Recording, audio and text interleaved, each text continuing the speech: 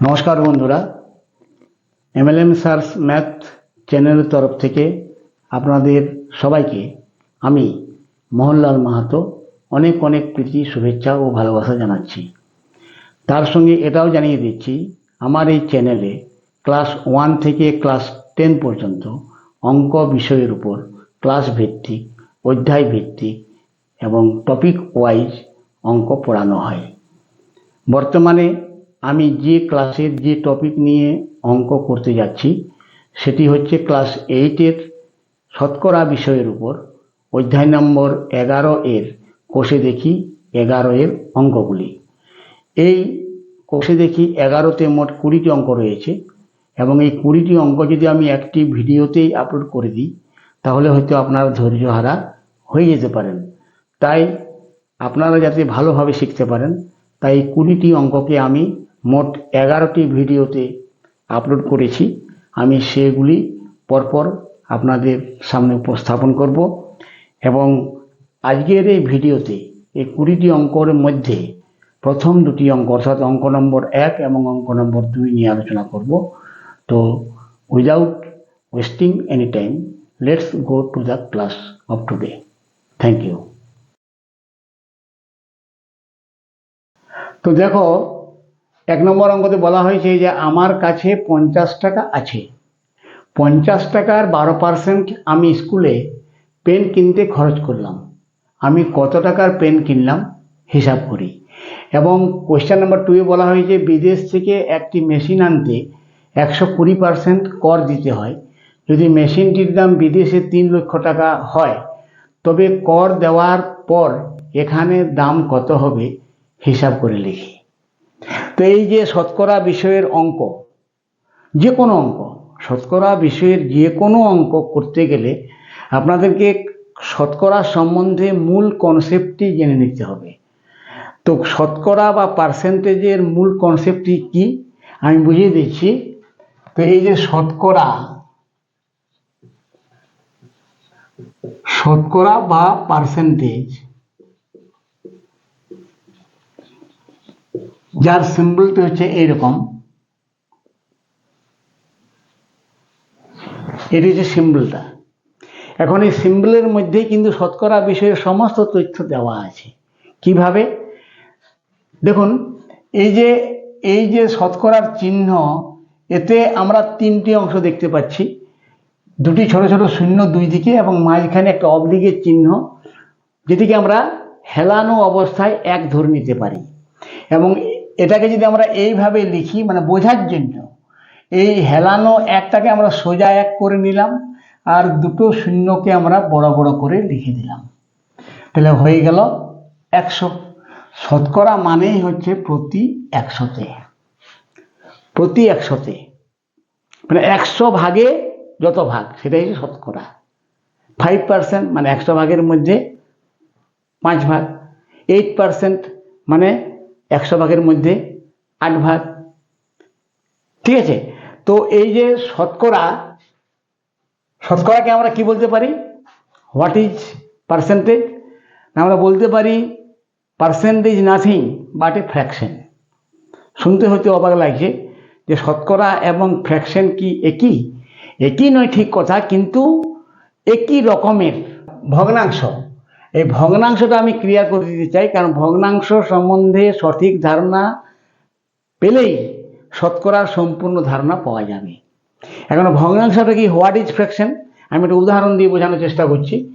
যে ধরে নিচ্ছি যে কাউকে 3টি রুটি খেতে দেওয়া হয়েছিল এবং খাওয়ার সময় দেখা গেল সে প্রথম রুটিটি সম্পূর্ণ খেয়েছে, দ্বিতীয় রুটিটিও সম্পূর্ণ খেয়েছে, কিন্তু তৃতীয় রুটিটি খাওয়ার সময় সে সম্পূর্ণ খেতে পারেনি, 3 ভাগের মধ্যে 1 ভাগ খেয়েছে।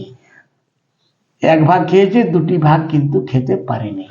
এখন যদি তাকে প্রশ্ন করা হয় যে সে কয়টি রুটি খেয়েছে, না সে না বলতে পারবে 2টি রুটি খেয়েছি, কারণ 2টির থেকে বেশি খেয়েছে। আবার না বলতে পারবে 3টি রুটি খেয়েছি, কারণ 3টির থেকে কম খেয়েছে। তাহলে প্রকৃতপক্ষে সে কয়টি রুটি খেয়েছে? What will be the answer? What will be the correct answer? তাহলে প্রকৃতপক্ষে সঠিক উত্তরটি কি হবে? না, সঠিক উত্তরটি হবে এরকম যেহেতু এই রুটিটি গোটা খেয়েছে এবং গোটা ভগ্নাংশের সময় গোটা অংশ বা পূর্ণ অংশকে বলা হয় বা সম্পূর্ণ অংশকে বলা হয় এক। তাহলে এখানে একটি রুটি খেয়েছে এবং এখানে একটি রুটি খেয়েছে, মোট হয়ে গেল দুটি। এবং তার সঙ্গে কি হবে না, এই যে 3 নম্বর রুটিটির ক ভাগ করা হয়েছে, 3 ভাগ করা হয়েছে। তো যত ভাগ করা হয়েছে মোট অংশ, মোট পরিমাণটাকে যত অংশ করা হয়েছে তাকে বলা হয় হর। তাহলে হর হবে 3, এবং 3 ভাগের মধ্যে কয় ভাগ খেতে পেরেছে? 1 ভাগ। তাহলে সঠিকভাবে বলা যাবে যে সে 2/1 রুটি খেতে পেরেছে। ঠিক আছে, তো এই যে 2/1 রুটি খেতে পেরেছে, এটি হচ্ছে একটি ভগ্নাংশ। এখন দেখা যাক, আমি যে বললাম যে ভগ্নাংশ এবং শতকরা বাস্তবে একই, রূপটা আলাদা, সেটা কিরকম দেখা যাক। যে একটা আমি ভগ্নাংশ নিয়েছি, যেমন 7/8। 7/8 মানে কি? 8 ভাগের মধ্যে 7 ভাগ, 8 ভাগের মধ্যে 7 ভাগ। 3/20, 20 ভাগের মধ্যে 3 ভাগ। 14/99, 99 ভাগের মধ্যে 14 ভাগ। ঠিক আছে, এগুলি হচ্ছে ভগ্নাংশ, এগুলি হচ্ছে ভগ্নাংশ। এবং ভগ্নাংশ কত রকমের কি কি এখন আমাদের সেটা বিষয় নয়, আমরা আমাদের মূল বিষয় শতকরা শেখা এই ভিডিওতে, সুতরাং আমি আর ওদিকে যাচ্ছি না। আমি কেবল বোঝানোর চেষ্টা করছি যে শতকরা এবং ভগ্নাংশ, শতকরাকে ভগ্নাংশে প্রকাশ করা যায়, ভগ্নাংশকে শতকরায় আনা যায়, এবং অঙ্ক করার সময় কিভাবে সেটা নিয়ে যাওয়া আসা করা যেতে পারে সেটা আমি বুঝিয়ে দিব। এখন এই যে ভগ্নাংশ 7/8, 3/20, 14/99, এখানে একটা জিনিস লক্ষ্য করা যাচ্ছে যে 8, 20, 99 মানে এগুলো হর, তো এটুকু হর বলা হয়। এই একটিকে বলা হয় লব, আর 3টিকে বলা হয় হর। লবের ইংরেজি নাম হচ্ছে নিউমারেটর, নিউমারেটর, আর হরকে বলা হয় ডিনোমিনেটর। ঠিক আছে, তাহলে এই যে নিউমারেটর এবং ডিনোমিনেটর, লব এবং হর, ভগ্নাংশের বেলায় এই হরগুলি যে কোনো সংখ্যা হতে পারে, যে কোনো সংখ্যা হতে পারে। 1, 2, 3, 50, 100, 70, 72, 8, 20, 99 ইত্যাদি যে কোনো অঙ্ক হতে পারে। শতকরার সময় কিন্তু এইটি কিন্তু মূল বিষয়, শতকরার সময় কিন্তু হরের জায়গায় সব সময় 100ই হবে, ফিক্সড। হরের সময় হরের জায়গায় 100 হবে। ভগ্নাংশের সময় হর যে কিছু অঙ্ক হতে পারে, কিন্তু শতকরার সময় হরের জায়গায় কিন্তু ওই 100ই হবে, লবটি চেঞ্জ হবে। যেমন অঙ্কটিতে বলা আছে যে 12%, 12%। এটিকে যদি আমরা, এটি যে পার্সেন্টেজ দেওয়া আছে, আমরা যদি ভগ্নাংশে করে নিই, তাহলে এটা তো হচ্ছে হর। এই যে একে আমরা বুঝিয়ে দিলাম যে এই চিহ্ন মানে আমরা ধরে নিতে পারি 100, তাহলে এটা হচ্ছে 100, এটা কিন্তু হর বটে, হর। এবং 12টা হচ্ছে লব। তাহলে 12% সমান 12/100, 5% মানে 5/100, 20% মানে 20/100। অর্থাৎ দেখা যাচ্ছে যে পার্সেন্টেজের বেলায় হর সবসময় কিন্তু 100 থেকে যাচ্ছে। এটি হচ্ছে ভগ্নাংশ এবং শতকরার মূল পার্থক্য। বোঝার ক্ষেত্রে আমরা ভাবতেই পারি ভগ্নাংশ মানে শতকরা, শতকরা মানে ভগ্নাংশ, আমরা ট্রান্সফার করে নিতে পারি। তো সে যাই হোক, এখন প্রথম অঙ্কতে বলা হয়েছে যে 50 টাকার 12% দিয়ে আমি একটি পেন কিনলাম। আমি কত টাকা দিয়ে পেন কিনলাম?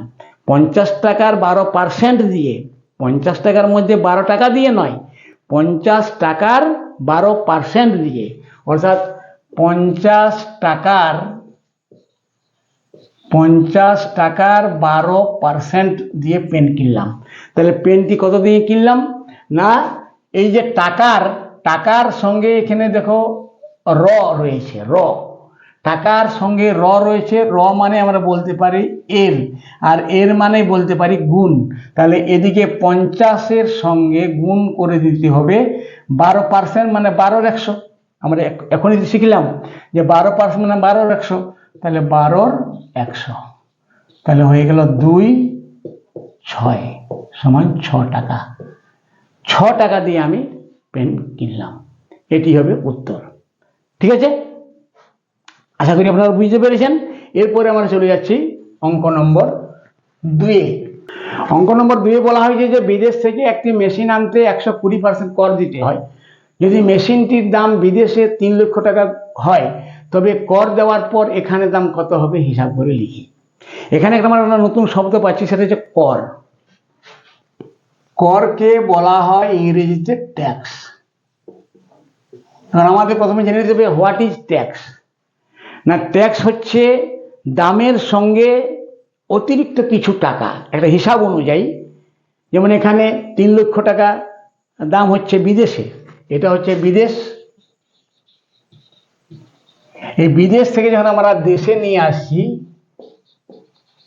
তখন এখানে যে মেশিনটি রয়েছে, মেশিনটির দাম রয়েছে 3 লক্ষ টাকা। এখানে ওই মেশিনটিকে যখন আমরা এদেশে নিয়ে আসব, তখন কিন্তু 3 লক্ষ টাকা নিয়ে আসা যাবে না। ওই 3 লক্ষ টাকার সঙ্গে আরো যোগ হবে। কি যোগ হবে? ট্যাক্সটা যোগ হবে। কত ট্যাক্স যোগ হবে? না, ওই 3 লক্ষ টাকার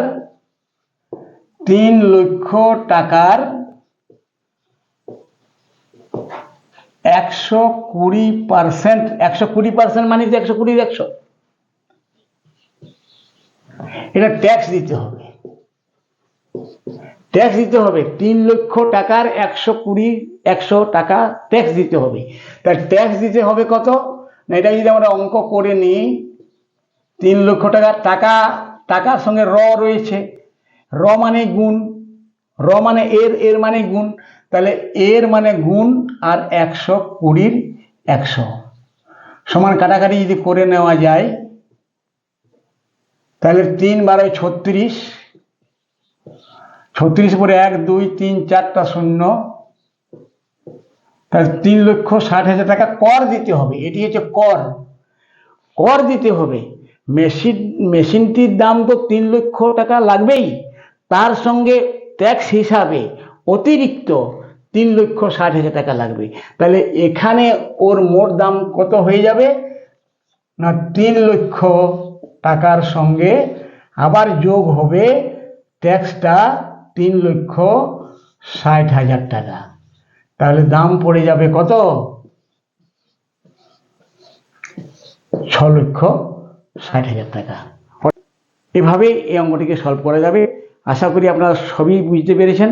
1 নম্বর এবং 2 নম্বর দুটি অঙ্কই বুঝতে পেরেছেন। এবং শেষে একটা কথা বলছি, আমার বোঝানোটা, আমার ক্লাসটা যদি আপনাদের ভালো লেগে থাকে, তাহলে kindly subscribe my channel and like share the videos. সবাই ভালো থাকুন, সুস্থ থাকুন। নমস্কার।